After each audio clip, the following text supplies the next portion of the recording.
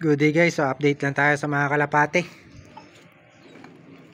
Ito yung dalawang kalapate natin na pang norte. So bali tatlo lang yung pang norte ko, hindi ko alam kung sanay na yung tatlo. So hindi ko alam kung nasan pa yung isa. So tatlo kasi ito mga kabi, ayan, pinakawalan nga nung kasama natin. So siya kasi yung nagtre-training. Tapos i-update ko pala kayo dun sa mga pang south natin. So bago magsimula yung training mga kabi, meron nga tayong nagawa o pangyayari sa mga kalapate natin na hindi naman inaasahan at hindi rin maganda kasi nangyari. So meron tayong kalapate na nawala. Yung inaasahan kong kalapate, yung pinaka paborito kong linyada. So sayang dahil nawala nga. Bali ang nangyari doon mga kabi kasi bago mag-start ng club training, ang ginagawa namin sa kalapate is nagtotos kami. Nagpupurga tapos nagtotos. So ang nangyari mga kabi, hindi alam o hindi kami kumbaga parang nagkaamo yan nung partner ko na pinurga ko yung kalapate tapos na-self toss niya nga mga kabi. Kaya nangyari, 5 yung panglaban natin mga kabi. Yung isa na wala agad sa self toss pa lang kasi nga napurga nung umaga, inihagis niya rin ng umaga. So, kumbaga hindi niya nasabi sa atin na ganun nga nangyari. So, medyo malapit lang naman pinagagisan. Kaso, yung mga kalapati natin is puro hapon na umuwi. Yung bali 5 yan. 4 nga, hapon na umuwi. So, bali isa lang pala yung umuwi sa oras. So, yung 3 umuwi ng hapon na. So, magdidilim na mga kabi. So, okay naman yung panahon nun. Medyo madilim lang. Pero, hindi naman umulan nung araw nga na yun. So, ngayon mga kabi, itong 4 na natira dito is parang pang-4 na training na ngayon o pang-5 na. So hindi ko alam mga kabi, parang naka-3 training na to yung mga kalapate natin. So sunod-sunod. Ngayong linggo lang nagsimula yung training pero naka-3 toss na to. So sa Bulacan na itos to yung mga kalapate natin na yan. So bali 4 yan. So nakakauwi naman, dapat ipapatos nga rin natin kahapon nung Webis yan. So kasi parang 4 nung higing training nun mga kabi kasi dito sa lugar namin mga kabi, parang yung mga club ang nagkakarera, hindi yung kalapate kasi dala-dalawa, tatlong club nagpaparace sila mga kabi. Sa training pa lang kasi kita na sila. Kaya ang ginagawa nila is nag-uunahan sila sa training. So para malaki kita mga kabi kasi libo-libo rin yung nagte-training tapos 10 piso isa. So magkano agad yung kita nila ron? So kaya ganoon ang ginagawa nila mga kabi. Ngayon yung kalapate natin nakaka-3 training na nga, nakakauwi naman. So salamat nawa at nakakauwi yung mga kalapate natin. So ang masama lang mga kabi, yung pinaka-inaasahan kong linyada, so bali 2 pala na yun mga kabi, magkapatid pala yun. So bali 6 yung panglaban natin. 2 magkapatid is nawala na agad. So wala pang training. So yung isa nag-overfly, yung isa bali 2 yun So yung isa nag-overfly daw, tapos yung isa naman mga kabi, yun nga nawala nung nag-self-toss yung kasama natin. So ngayon 4 yung panglaban natin dito.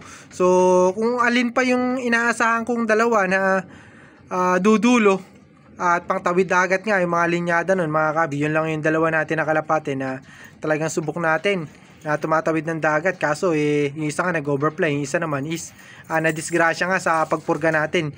So yun nga ang naging update natin mga kabi. Sa 5 natin, 4 lang yung sinimula natin sa training. So ito mga kabi, ayan, pakita ko sa inyo.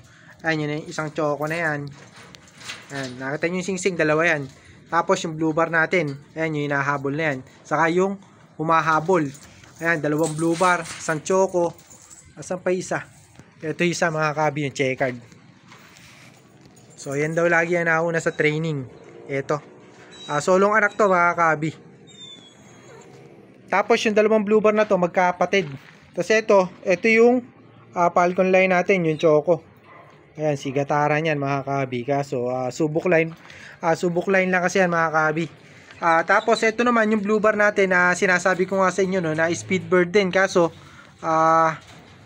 simula lang ng derby inaabot yung mga mga lahi. So ngayon, hindi ko alam kasi nakakross na nga rin yan sa Santa Ana Clacker. So dumudulo naman yun. So titingnan natin kung magiging maganda yung resulta nila. Ayan, yung 2 blue bar na yan, magkapatid yan. So bali nakakross sila sa speedbird nga na nakakuha na galing sa airpot ko o sa father ko. First time nga na nagbigay sa atin ng kalapati noon kasi parang tutol sa atin nung una yun sa pagkakalapati. So binigyan tayo ng isang pares noon na kalapati. Ito yung linyada nga mga kabi, champion line din yun. Speedbird nga ang inaanak noon sa atin, kaso ang nangyari is hindi siya umaabot ng dulo. So hanggang first lap, second lap lang ng derby inaabot nila, o hanggang third lap. So pinakamalayo ata yung fourth lap mga kabi ng derby na inabot. May speed nga ng 1-1, 1-2, kaso hindi ko alam kung bakit pag padulo na, nawawala na yung lahi nila. So hindi ko alam kung ano nangyari, pero nakakross naman na to sa Santa Ana Clacker natin. At speedbird din yun mga kabi, kaya titingnan natin kung magiging speedbird nga sila. At kung dudulo, kasi alam nyo naman south ang laban natin yun. Ayan yung dalawa na yan, magkapatid yan. Eto, saka yun, yung isa natin na yun. Yan. Yan. So eto naman, nasan ba yun? Kalahi din pala nila to mga kabi. Ayan, yung dalawa natin na to, yung dalawa pang norte natin.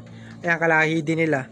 Tapos kalahi din nila yung checkered. Ito, kaya mabilis din ito, yung checkered na yan. So bali yung nanay nila is kapatid nito, yung checkered na to mga kabi. Ayan, so nagkamali pala ako ng ano. Bali yung nanay lang nila, yung lahi nga nung galing sa father ko. Ayan. So ito yung anak nga nun mga kabi. Nag-speed nga ng 1-1, 1-2, 1-3.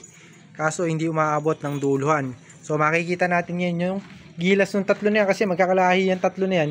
So ito mga kabi, bali yung tatay nila is kapatid nito. Ayan, kapatid na buo nito mga kabi, yung kumbaga full brother nila, yung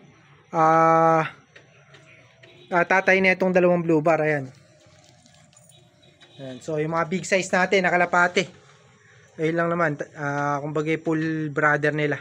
Ito ay yung tatay nila is full brother na itong dalawa na to. So kaya pag maganda yung naging resulta nila ng race nila ngayon, is baka maganda rin yung maging resulta ng race na ito, pero hindi natin alam kasi nga is nakakross na nga rin yun. So may lahi na sila ng Santa Ana Clacker. Ayan yung dalawa na yan. Tapos ito naman mga kabi, galing nga yung lahi na to, si Kambing, palit Kambing line. Ito yung lahi na ito. Hindi ko alam kung ano mangyayari dito sa mga pang norte natin. So kaya kahit na mag-champion to, so hindi ko alam kung lulusot din to, kasi yung tatay nga nila yung kapatid niya buo nito. So kumbaga may kinross pa. So pero malapit-lapit sa katotohanan, kasi nga medyo malapit-lapit naman yung dugo nila kung sakali na magiging maganda yung resulta. Ayan, nanlipad na itong apat natin. So sana maging maganda kayo resulta ng apat natin na kalapati, kasi nga start na ng training natin. So sana dumulo sila at magbigay ng karangalan ngayong South Race. So madala akong mag-upload ngayon o mag-update sa inyo ng mga kalapati ngayon lang ulit. At medyo busy tayo sa trabaho.